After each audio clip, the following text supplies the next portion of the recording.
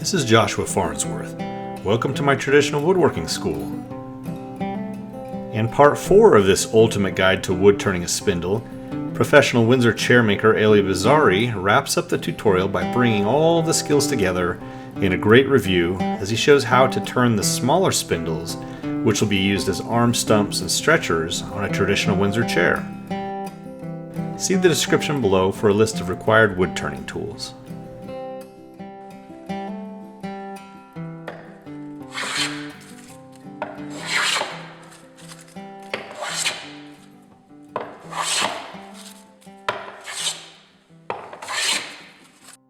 I got a good night's sleep last night, and now I'm ready to turn some arm stumps and some stretchers. It's basically the same process as we used to turn the legs last night, so I'm just sort of going to gloss over the process and give you a little narration, let you see kind of how I do it, and any special pointers for the specific parts, but we're going to go kind of quickly over this. The arm stump is the element that goes between the seat and the arm. It's the mainstay that holds the arm in place. And then of course the stretcher is the thing that holds the legs. Basically it holds them together to keep them from stretching. So it's kind of a counterintuitive name there. And so I'm going to turn an arm stump first, and this one's about 12 3/4 of an inch long. I've already cut it to that length. It makes it easier for me to get at both tenons later when I'm going to clean up the tenons after it's dried.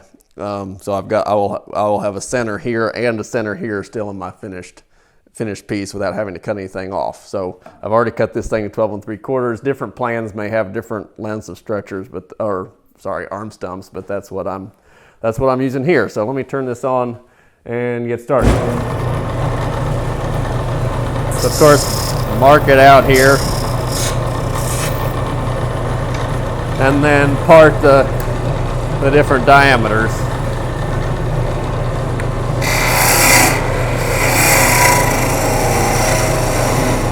That's 3/8 where it goes into the arm there, and this is the top of that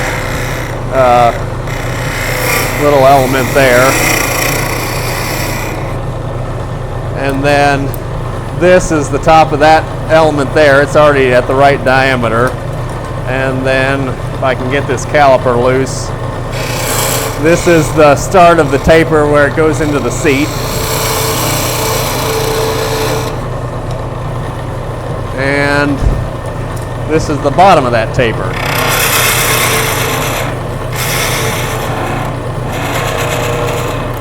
The trick is to do this without running into your little center there. You can flip it around if you're worried about that and do it the other way so you're further away from your center. And now just rough it out.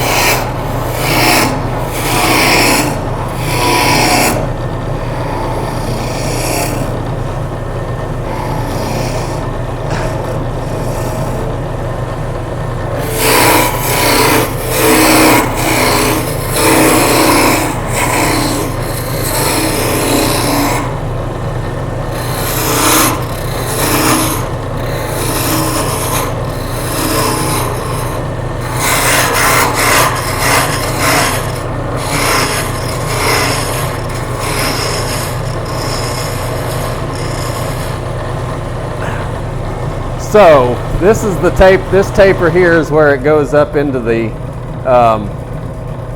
arm, and it's reamed with the same 6-degree reamer I use for all the other joints. So I need to make sure that it's at 6 degrees. I don't really have a tenon cutter or any easy way of cleaning that up later, and it doesn't shrink much because it's so small in diameter. So I just use this, cut the right taper on it now, and don't ever touch it again. So let me reach back here and get my little jig. It's a jig. I don't know if it's a jig. It's just a template. It's set to 6. It's a 6-degree taper out of a piece of plywood, and I just lay it over the top there and make sure that I line it up with one side of the taper I've created and see if the other side of the taper matches, and it's close. Hey, I hope you're enjoying watching our video so far, and I just want to take a few seconds to let you know about our traditional woodworking store, which you can visit while taking a class or by visiting our website at woodandshop.com/store.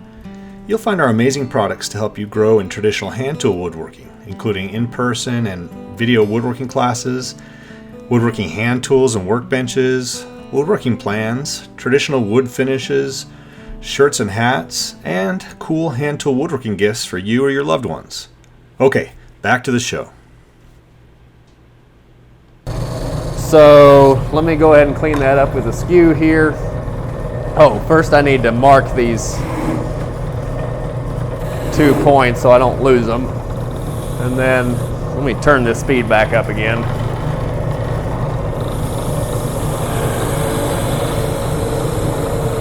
Shoot that.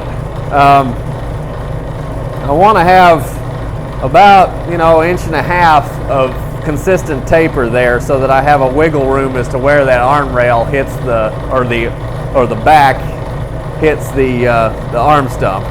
So I've got a curve and then I've got a taper, and that curve ends right here and the taper starts right there and goes down. So let me just double check it. Looks like it's the right taper. Maybe I've got to take a little bit off the tip. So I'm going to take a little bit more wood right down here to get the correct taper. And that looks good. So now I just clean up the rest of the thing and make it look pretty.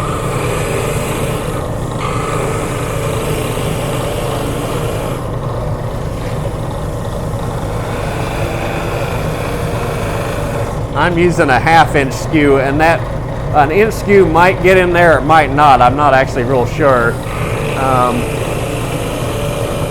But you probably could use an inch skew for the rest of this thing, which would be a little bit safer.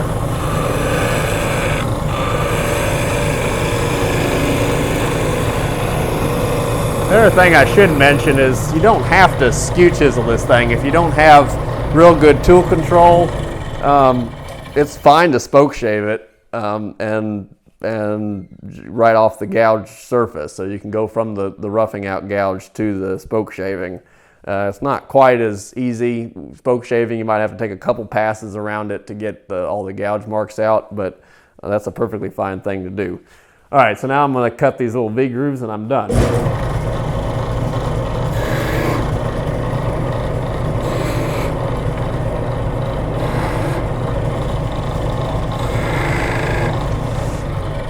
All right, so the arm stump's done. Obviously I need to turn another one, but I'll save you the boredom of watching me do that. Let me reach down here and get my stretcher, and I'll go ahead and turn that. First thing I do when I'm turning this stretcher is to find the center on it. So I've already turned it down to about, I think it's about 1 1/8 or something green. So I'm just going to go ahead and find the center on it. So that'd be right there.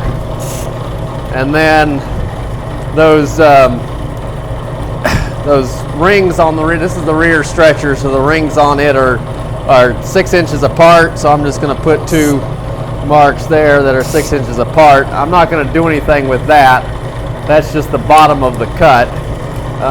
But I'm going to leave those 2 other marks. So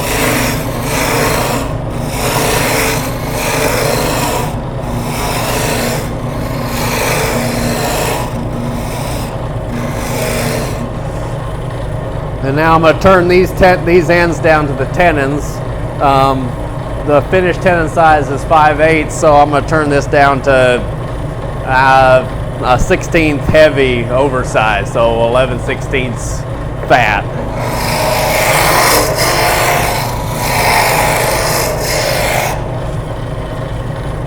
I want this shape to be parallel for a while and then to curve, so that if I cut this thing shorter, I have options there. One thing I should say is that there's